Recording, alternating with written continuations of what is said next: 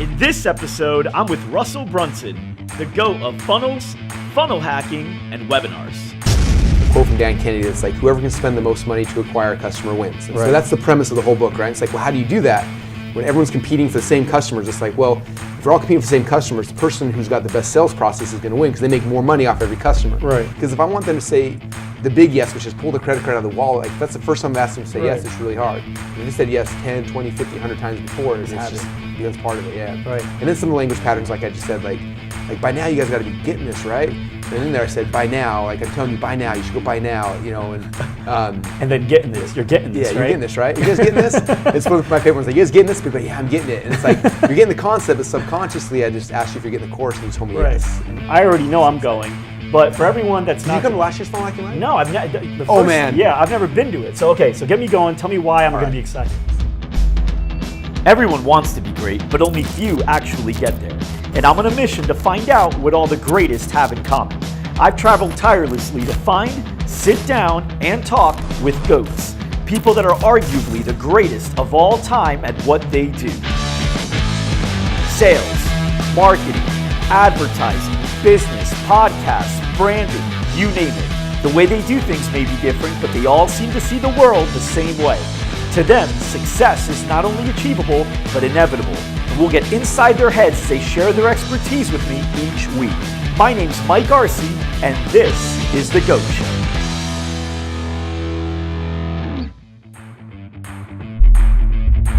This episode is sponsored by Agency G.O.A.T. Starting a digital agency was definitely one of the best decisions I've ever made. Building it, however, was a lot more challenging than expected. I always wish someone just gave me a roadmap that I could follow and let me be a fly on the wall at a successful agency so I can just see how it's all done. Agency G.O.A.T allows you to do just that.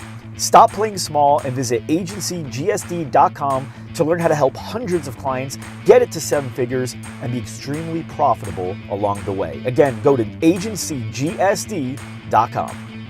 And I also have to share my experience with ClickFunnels. If you've been living under a rock and haven't heard of them, they're hands down the #1 platform for building landing pages and marketing funnels.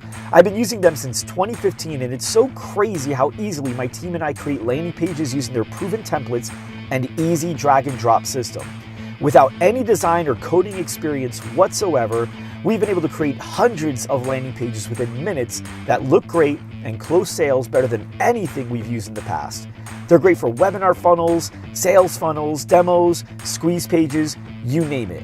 I can't even imagine my business doing as well without them. And actually right now, they're offering a free 14-day trial if you go to clickfunnelspromo.com. So I definitely recommend you guys take advantage of that 14-day trial. It's free for 14 days and you can get it at clickfunnelspromo.com.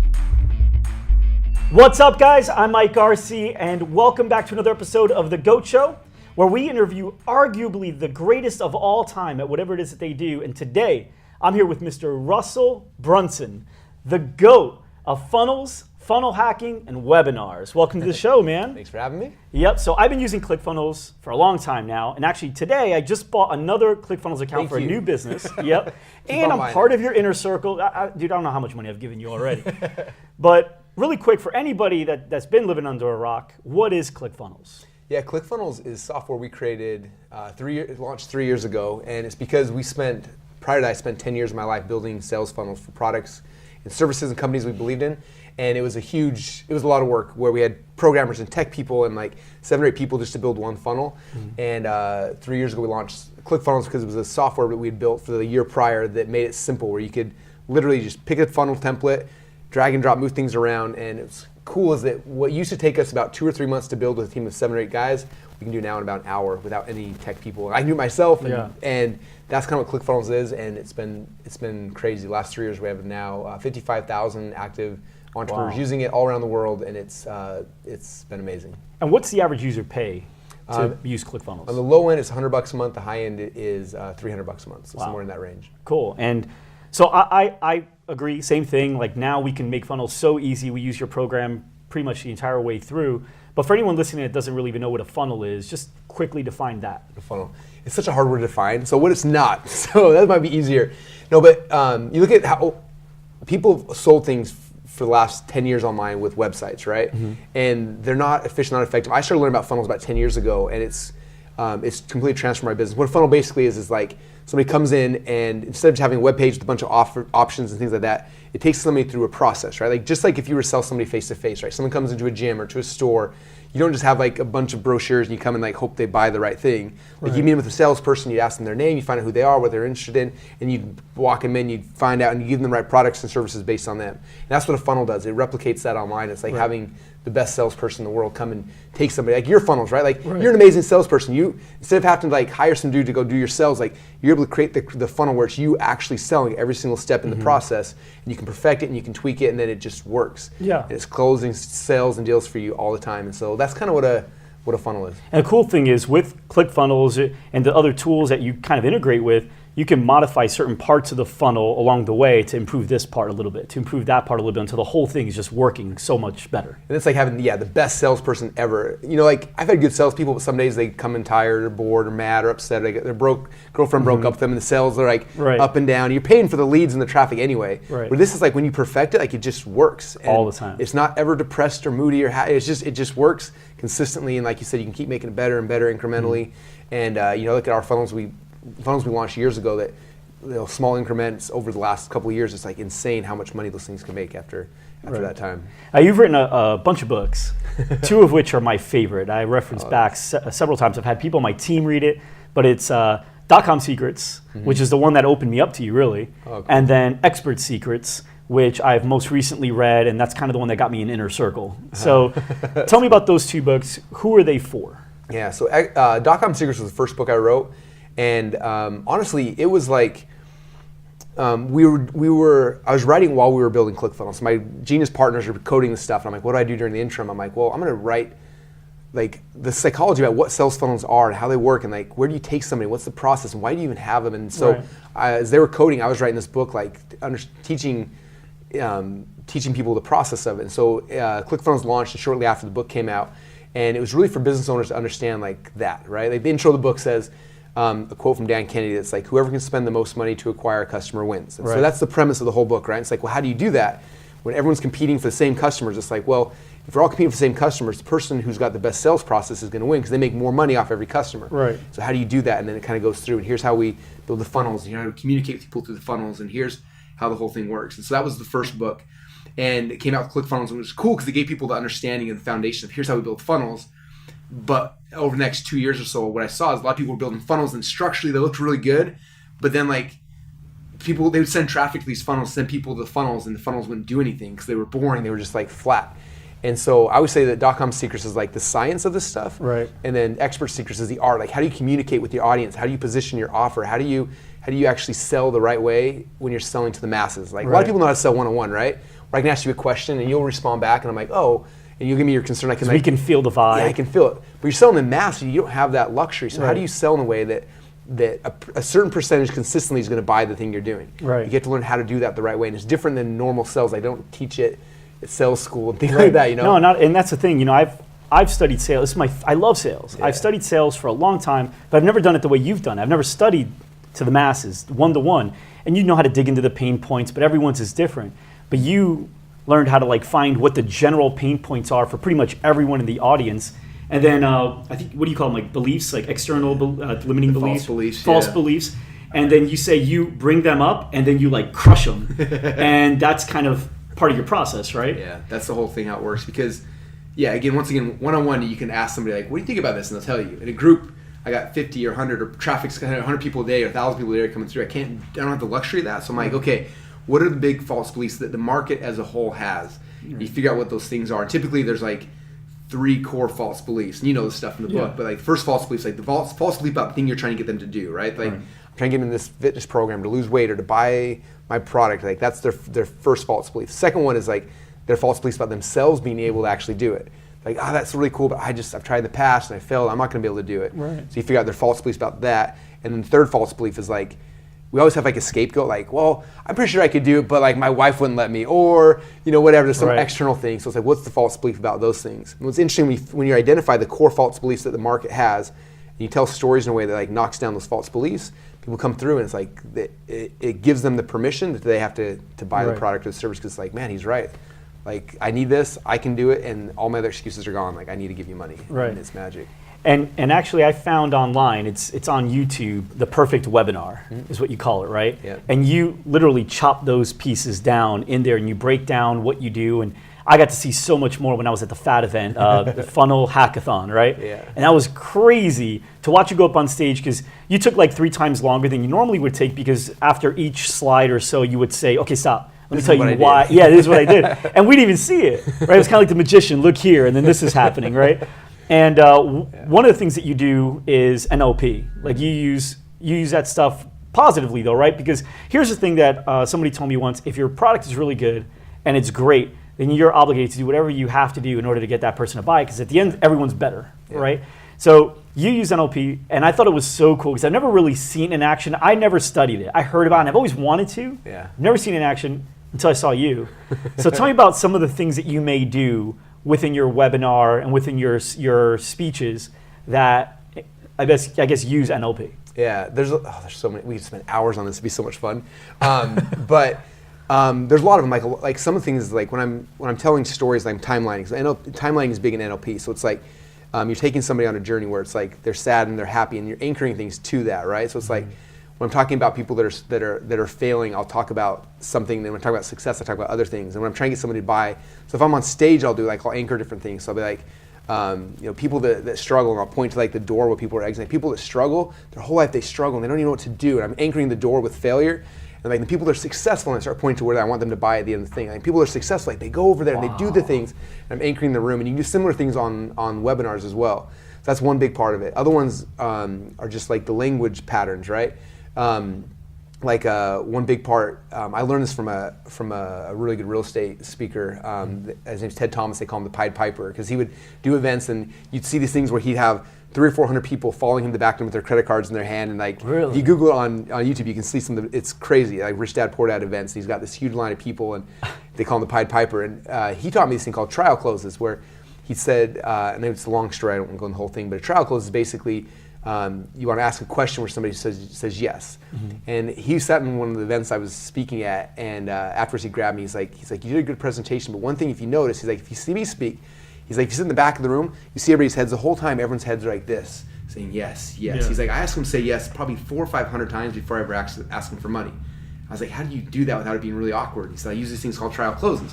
And so as he's talking, he's like, he'll say something like, you guys getting this? Like, does that make sense? Like, isn't that awesome? And when you say that, when you say it's awesome, like yes, it is awesome. Yeah. And you keep asking these little yes questions, but the only answer is yes throughout everything. And so every time I share a testimonial, I don't just share a testimonial and move on. I share a testimonial, I'm like, are you guys getting it? Like, do you see what just happened? Yeah. Like, isn't that amazing? Like, what would it be like for you in your life if that happened? Like, can you imagine what that would be like? That'd be so cool, right? And then they're just like, you just made me say yes 5 times in like in that fast. 10 seconds. Yeah, and so I learned that, and all of a sudden I started doing that more and more. And all of a sudden, people the whole time they're saying yes. And I do it in even like my sales videos, I say that all the time. And I can't see people, but I'm imagining it at home. They're just like this at their computer saying yes. Because if I want them to say the big yes, which is pull the credit card out of the wallet, like if that's the first time I've asked them to say yes, it's really hard. But if they said yes 10, 20, 50, 100 times before, it becomes part of it, yeah. Right. And then some of the language patterns, like I just said, like by now you guys got to be getting this, right? And in there I said, by now, like I'm telling you, by now, you should go by now, and then getting this, you're getting this, right? Yeah, you're getting this, right? You guys getting this? It's one of my favorite ones. Like, you guys getting this? People are like, yeah, I'm getting it. And it's like, you're getting the concept, but subconsciously I just asked you if you're getting the course, and you told me yes. And there's so many fun things like that. Now, let's talk about this one thing that you said. You dropped once because you thought it was corny, and then you brought it back because you realized it was important, and it's the stack, right? Stack is so the tell me key. about the stack. Yeah, it was developed by one of my friends, Armin Morin, and man, he was one of the best stage guys ever. And he asked me to come speak at his event, and I've been doing a little bit of stage selling prior to that, and had moderate success. And the week before his event, I saw him speaking at an event, and he did this thing, and he closed like more than half of the room. And I remember he came up afterwards, and he had this stack of order forms, it's like this fat, and I was like. And I knew it was a $2,000 package, so you got $1,000 for every order form. So that's like a stack of $1,000 bills he's holding. And I was like, holy cow. He's like, do you want a stack like this next week at my event? I'm like, yeah. He's like, you need to do the stack. I'm like, what's that? He's like, I just did it on you and everybody here. I'm like, whoa, I missed it. Like, tell me again, what is it? And what he told me was so cool. He said that he's the most presenters when they do their presentation. They come through and they're like, they talk about this is what you're going to get, and then you're going to get this, and you're going to get this, and they walk through all the different bonuses. And then the last bonus, which is usually the worst one, they show that, and then they're like, and this is the price. And so the human mind can only hold like one thought at a time, right? Subconsciously there's more, but the human mind can hold one. So they see the last bonus, which is your worst, and then you're like, here's the price, and you reveal the price. And people are like, I don't know if this is worth that, and they tie that together. So he said he called it stack, where he's like, here's the first thing I'm going to do, and he talks about it, and he's like, here's the price, and then here's the second thing. So he talks about that, and he comes back, and then this is where the stack slide begins. Like that means you're going to get the first thing and the second thing, and then you're like, you see the second thing, right? Yeah. Then he introduces the third thing, talks about that, and he's like, that means you're going to get the first thing, the second thing, the third thing. Every time he talks about the next thing, brings it back and stacks it. So the end of it, the last slide you see has everything you're going to get. And you're like, oh, and then it reveals the price. It's like, that is what I'm getting for that. And all of a sudden, it's like, it validates the value of the thing. And then you're you offering. chop the price down. So it's like, And then you here's bring the it grand total. So there's always the grand total. Yeah. So if you had two things, now here's a grand total for these two things, and three things, here's a grand total for those three things. It's bigger and bigger and bigger. It's like $12,000, and the next thing you know, we're going to give it to you today for $9.97. And one of my other favorite things, I learned from Dave Van Hoos, is called if-all statement. So after you reveal the big price, what most speakers do or presenters is they freak out and they're like, it's $12,000. Don't worry, and they freak out and they like undercut themselves. And so what he taught me to do is that after you show the big price and you stop and you're like, now obviously I'm not going to charge you the $12,000, but I want to ask you a question. If all that this did was blank, would it be worth that? Right. So he always does 3 if-all statements. So 3 times I want to get them to say, yes, it is worth the big price. At the big price. Yes, it's worth the big price. Yes, it's worth it. So 3 times I said, yeah, it is worth that much. Then I come back and say, well, it's only 20% of that. Then they're like, oh my gosh, I have to get it. And that's part of the magic. And you said another thing when you're going through, you want to say like, hey guys, just so you know, for me, nothing changes, right? That was another thing that you mentioned. Tell me a little bit about that. Yeah, first time I ever saw that, there's a copywriter down in Singapore named Johan Mock, who's one of the best copywriters I've ever seen in my whole life. And I remember reading one of his sales letters back in the day, and the end of it, he said something. He was like, he said, it doesn't matter to me if you buy this product or not. I'm still going to be eating steak with my family and hitting my financial goals with absolute certainty, whether you buy this or not. But for you, it's going to be completely different. Your success in life depends on if you get this, something like that. And I was like, that's the most brilliant thing in the world. Right. So I added that to my thing where basically I say the same thing. Like, look, like whether you buy this or not, like it's not going to matter. If you go to the back room and you buy the thing, or you buy the thing on the webinar, like I'm not going to change my life. Like the extra $1,000, $2,000 like doesn't mean much to me at all. But it means everything to you. Like this literally will, if you take this path, it'll transform your life. So it's not about me, this is about you. And I need you to understand this decision is about you. Because some people are always like, well, man, all these people buying, Russell's making, like there's this weirdness about that transaction. It's like, no, this transaction is not about me. It's all about you. And you put it back on them and they're like, man, he's right. This isn't about that. Like any excuse, it just obliterates that as an excuse completely. And it's magic. So now I want to jump in real quick fire questions on webinar stuff. Okay. Before I do, I want you to tell me the cryotherapy story. Which one? The one where like, I don't know. Is it okay? Because your wife gonna watch this? Yeah. She knows about it. It's at her house. Okay. So let's hear because that story was great. Yeah. So obviously we do webinars, and it usually takes me a while to craft the webinar and put the whole thing together. And I had a friend that was launching a new course or a new software product, and he wanted me to promote it. And they had an affiliate contest, and like the first top affiliate gets a BMW, and they had all these different things, right? And I'm like, I don't need a car. I'm not a car guy. I don't really care. But like he's a good friend, so I'm like, I'll help you do it. So I was going to make a webinar to sell his product because his sales funnel wasn't that good, and that's another story. But I was like, I'll build a webinar to do it, and I told him I was going to do it, and then I didn't.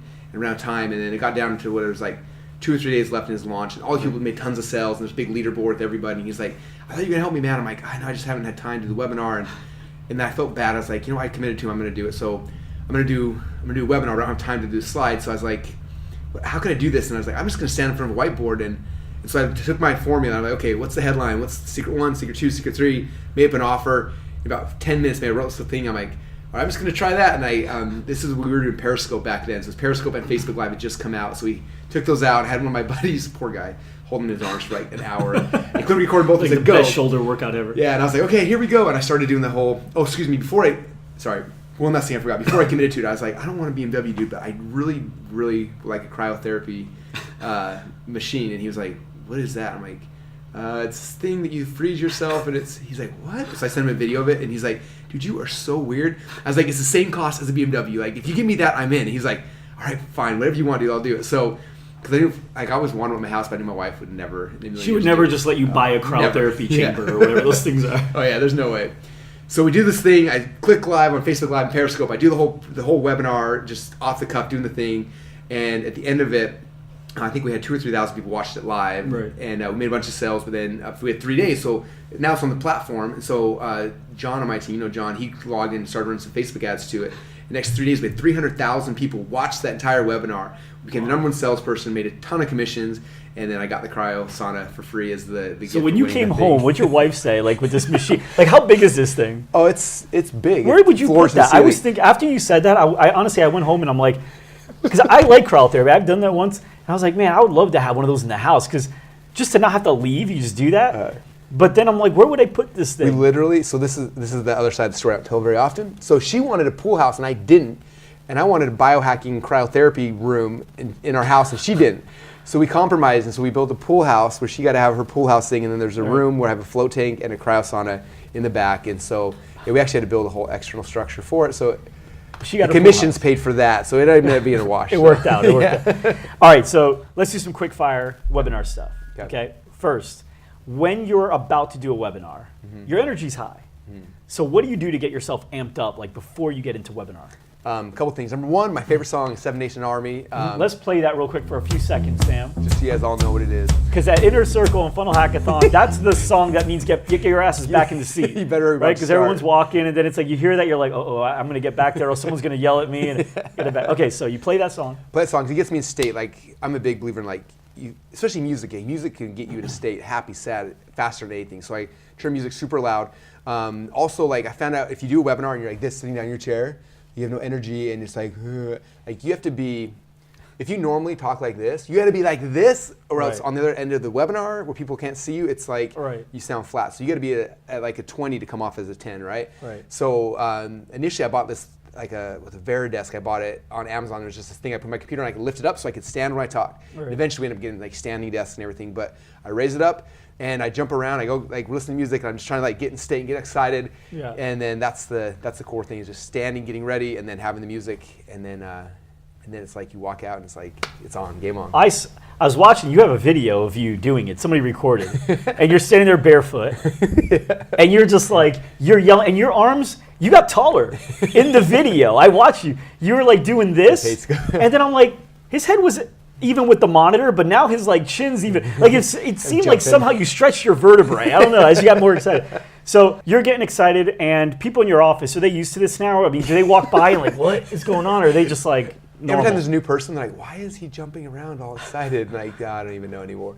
Yeah, it's definitely weird. It's awkward at first because you think about like where I learned the art was like at events where you're on stage, so you have the energy of the room, and so you feed off of that, so it's easy. When you come in your house, your office, or whatever, and it's like you in front of a screen, like it's weird because you're not talking to anybody. So you have to like pretend in your head you're in front of people. So like, yeah, that's why I act like I'm on stage in front of 1,000 people. I move my arms the same way because of that. But it's definitely weird. I'm at this point now where I'm comfortable with people. I have people in my office. I'm doing it like, we'll have people in there answering chat and like doing stats and like all these things are happening now. But before, like it was awkward. If I made everyone leave, we'd hide. I have my own office and I just do it in there by myself. Yeah, so I definitely recommend if you're doing it the first few times, especially like I know Liz Benny, one of our co-friends. She's got a lot of energy. Yeah, and she makes everyone leave her house because she's like, I'm so loud. And I'm like, I don't want that like feeling awkward because then it's going to change my energy level and everything. She makes everyone leave. She closes the blinds and she's in state and she goes crazy on it. So I think it's a big part of it. All right, cool. So let's dive into some numbers here. Okay. So metrics. Let's say I'm wanting to get started, or even if I've been doing it for a long time and I just kind of want to see how I line up to Russell Brunson. What's your goal target for like cost per registrant to a webinar? Cool. We're usually trying to get between $3 and $5 per registrant. The target we try to hit. $3 to $5. And is that a lot of that through cold traffic, warm traffic, or does that include email lists? What is That's that mostly. I'd say it's like warm. I consider Facebook warm traffic because they know about where you're at. So about $3 to $5 on Facebook traffic is where we're at. Okay. Email is obviously usually free outside of affiliate splits or things like that, but that's cool. Facebook ads. When you look and you see how many registrants you have to a webinar you're about to do all that jumping stuff to, what's the number that you need to see there for you to even be excited to do the webinar? How many registrants? So for me, I'm kind of high maintenance now at this point, but spoiled. Yeah, because it's big webinars sometimes. So we usually know that about between 20 and 30% will show up, right? So I know that ideally I want 800 to 1,000 people to be live on the webinar. Mm-hmm. So I know for me, like my goal is always try to get at least 3,000 registered, and then I'll have 2,500, 3,000 registered makes it so that I've got enough people that it's like I'm gonna be pumped and excited. If I show up and there's like 50 people on the webinar, for me it's like In fact, we did, one of my friends down in Australia was like, I want you to do a webinar for me. And he's like, I have this big audience and all excited. So I just stay up to like 4 a.m. or whatever. I get on and there's like 8 people. I'm like, dude, I'm so tired. Let me go to bed. Like. That was not worth the calorie output. Oh, yeah. The show must go on. He probably didn't think you were jumping around. For him, it's talking in front of a computer. He didn't know you were doing the energy TRX. I go through this. Yeah, you're in a CrossFit mode. All right. So now you get these people on. And on average, I mean, what's your goal for let's say you get 1,000 people on. How many do you expect to buy for you to say I had a good webinar? So during the webinar, people are like jumping on and off. So I don't look at that number. When I transition, you don't even look at the number to see like, because that could be deflating too, seeing like people drop off. So you don't even look at it. I don't look at that until right when I transition. So the way we structure our webinar, there's like origin story, the 3 secrets, and then we transition to the close. When I transition to the close, there's a slide I use. This girl getting shot in the face with a fire hose. When I transition to the slide, I always look over and I see like how many people on that. I usually write down the number like 823, and then I try to do the math really quick. What 15% of that is, and I usually get within like 2 or 3% of that. I usually get about 15% pretty consistently of whatever's on when we transition to the close. Okay, so if you had 1,000 people show, but only 800 people actually at the point of the fire hose, the let me ask you a question slide, I've memorized it, man. We just did it like full on for the first time 2 days ago. Yeah, it was great. It was really good. We had good percentages. Everything was great. So from that point, let's say you have 800. So you want to have at least 12 people. I'm sorry, no, 120 people buy. Let's see, 800. So I cut it in half, gives me 10%, so that's 400, and then type 200, so 600, right? No, 60. Sorry. 60? Okay, so wait, what's the math on that? Hold on. 15% of 800. Is that 120? Because 10% would be 80. Yeah, and then half of that would be 40. You're right. Dang, you're right. Yes. We just showed you guys how to do math. There's marketing math. Boom. All right. So you have 120 people buy.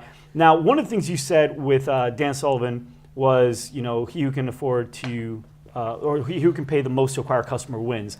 Now, you have ways to kind of get your marketing for free because you have like upsells and downsells. So before the webinar even starts, I mean, have sometimes webinars not cost you a penny? 100%. Most they usually don't. They usually cost you anything. Yeah. So like we did a new webinar, Software Secrets, a little while ago, and it's funny because I had people afterwards like messing with me like, oh, you didn't do all your upsells. I didn't have time to finish this. All we had is on the thank you page, we had a book and we sold it for like $19, and that's all. And I had no upsells, downsells, order form bumps, anything. That's all we had. We promoted the webinar, and we did $27,000 in sales of the book before the webinar started. And so like that more than covered all of our ad spend and everything up front. So it works really good. And right now, like our main ClickFunnels one, somebody registers for the webinar, and then we give them a free trial to ClickFunnels. So we have people already signed up for the ClickFunnels and using it before they ever show up. And it also helps increase our close rate on the back end of it. Last strategic question.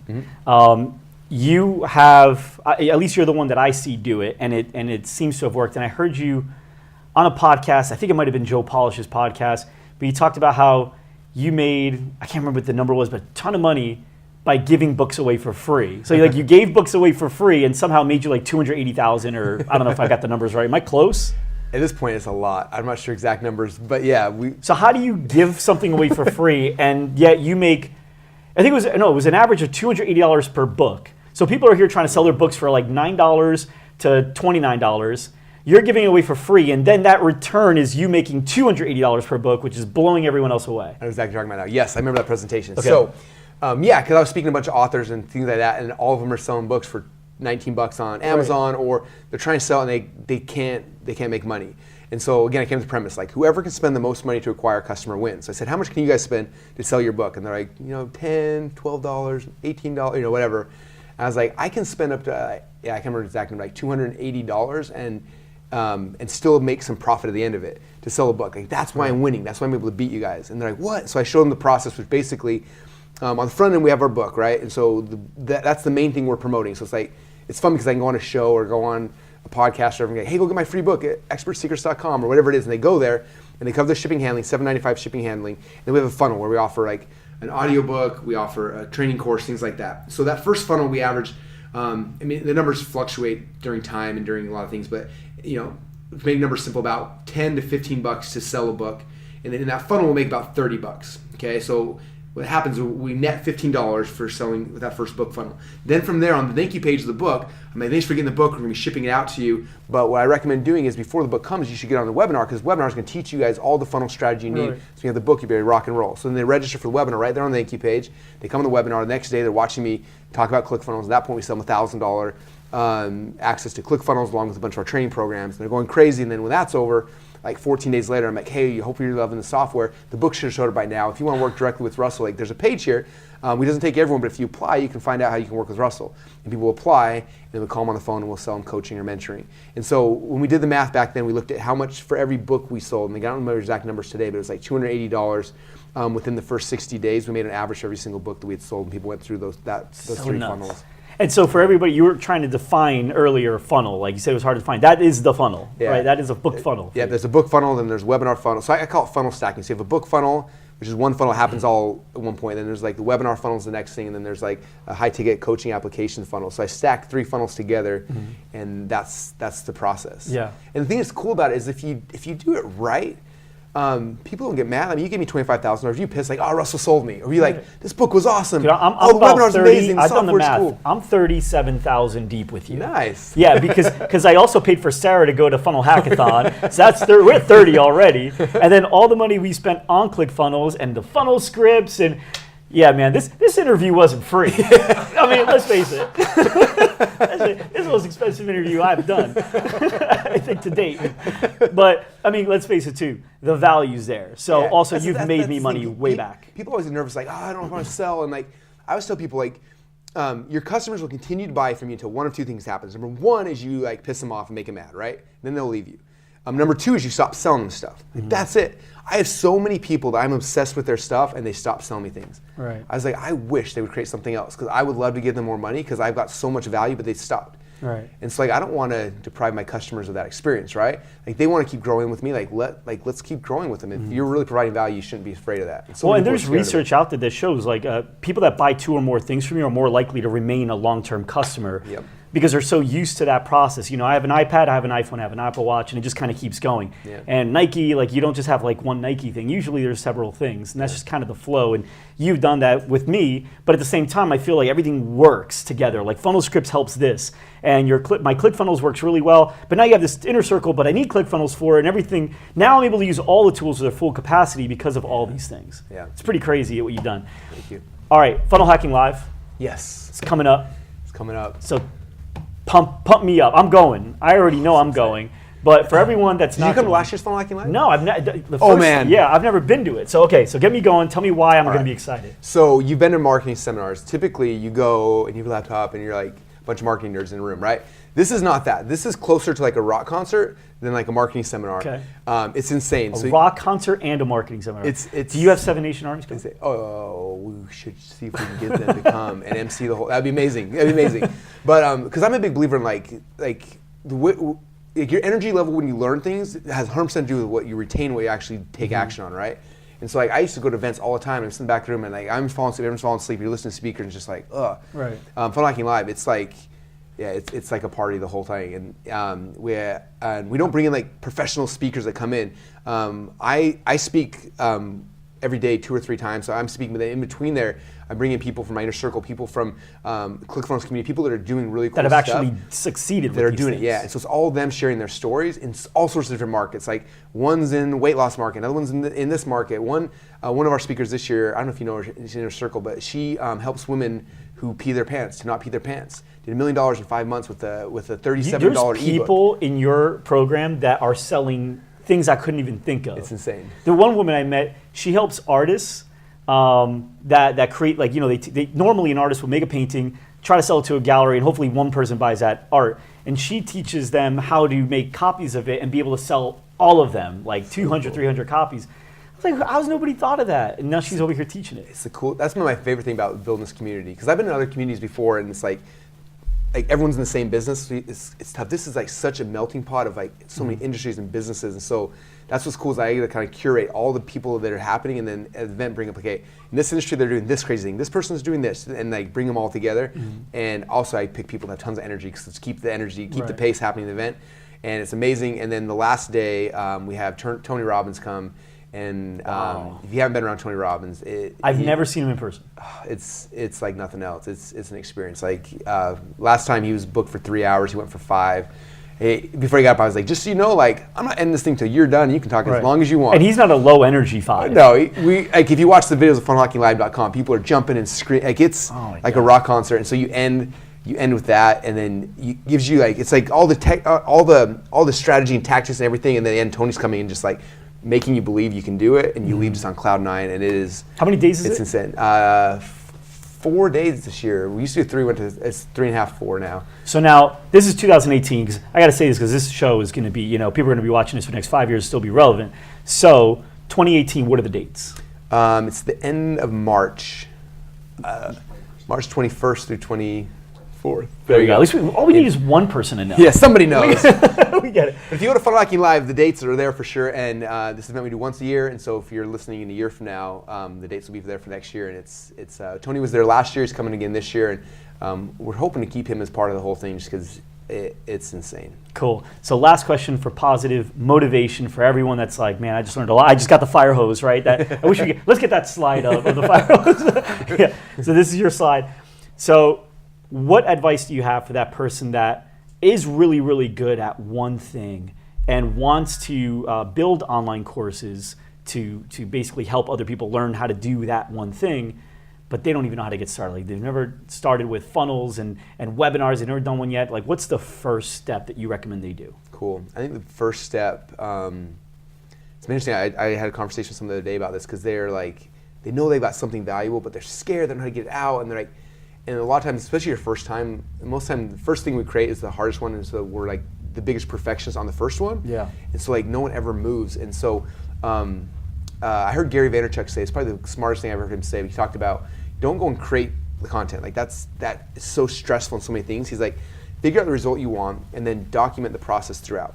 So I just tell people, it's like, how many of you guys in this room right now like to write? Okay, if you're a writer, then start a blog and start documenting your journey towards this result you're trying to get for yourself or for a client or for whatever, and like start sharing that journey. If you like video, like get a camera out, start doing Facebook Lives or Instagram, whatever. If you like audio, like start a podcast and just start documenting. Mm-hmm.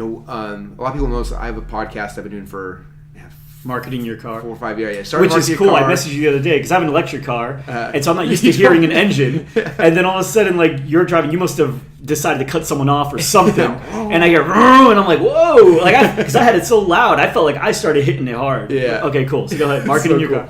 So started marketing a car, we transitioned to marketing secrets, but it's my car, and I started it on the end of a business failure. Like we had 100 employees, the whole thing collapsed and it crashed down. I went from a 20,000 square foot building with making all this money to shrinking down to a 2,000 square foot building, trying to figure out how to pay the bills, how to keep support around just to fulfill on what we'd sold in the past. And it was a dark time in my life. And at that time I was like, I'm going to start a podcast and just start documenting the journey. And I didn't know that's what I was doing, luckily I'm so grateful. I didn't know how to like hook up stats to see if people were listening, so I didn't know. So every day I would just drive to the office. It's like a 5 or 6 minute commute from where we were at. And I just share my thoughts like, hey, this is what we're trying today, and this is what we're doing. And I started sharing my thoughts, and I post these podcasts a couple times a week. And for the first 4 or 5 years, I had no idea people were listening. 4 or 5 years later, I found out how to hook up ad analytics, and I saw it, and I was like, I'm so grateful I never knew back then, because I would have stopped. Nobody was listening. Right. But it wasn't about like people listening at first. It was about me finding my voice through the process. And if you go back and binge listen from episode 1 on, Stephen Larson that works with me, he told me the other day, he's like, first like 47 episodes, you weren't that good, man. And about 48, 49, like it started clicking, and then like it went and became amazing. And I never got to episode 48, 49 if I would have been watching the things happening. So I say, pick a platform you're comfortable with that you can be consistent with. I did marketing your car because I knew that if I had to record an interview every single time like this, the production would have been too big, I never would have done it. So I just got my phone, I click record, and I drive and I talk. Because I knew I'd be consistent. Figure out what you'd be most consistent at. If you consistently blog, or whatever it is for you, like figure out that thing and start documenting the journey. And don't even, it's not about people seeing it at first. No one's gonna read your blog post, no one's gonna listen to your podcast. Doesn't matter. This part of the journey for you is like figuring out your voice. And as you do that and you get more consistent and more conviction in what you're doing, you get better and better. And then when you start getting better, like that's when people start coming to you and like they'll be drawn to you. And it's insane how that all works. But a big part of it's like you finding your own voice and just doing it. So for those who have that thing, like start this like right now, tonight, or whenever you're listening to this, like stop and just start documenting the process, and that's how you're gonna find your voice. When you find your voice, your people are gonna hear you, they're gonna come to you, and then you'll be able to start the movement you wanna create. That's awesome, man. You're the best. That's why you're on the show. You're man. great at what you do. You're the greatest at what you do. That's why people pay so much to have you speak. That's why you're probably exhausted because you've been speaking for the last few days, right? Ready for a nap. Yeah, ready to go. About to jump on a plane and fly home and then pass out. I know, man. Well, hey, I just want to thank you so much for not only sharing everything today, but you've helped me in my business more than you probably even know. I'm sure you could assume because you've heard people say it already. So you probably, anyone that's been working with you for over a year, you're probably already thinking, I probably helped that guy a lot. But you've actually helped me more than you could imagine. So really appreciate it, man. Thank you so much for coming on the show. Guys, we just spent time with a GOAT, and we will see you next week. Thanks for joining us today. If you like this episode, subscribe to our YouTube channel or find our podcasts on iTunes, Google Play, Spotify, or wherever your favorite place to listen to podcasts might be. And if you really like this episode, please leave a review for us on iTunes. Thanks, and we'll see you next week.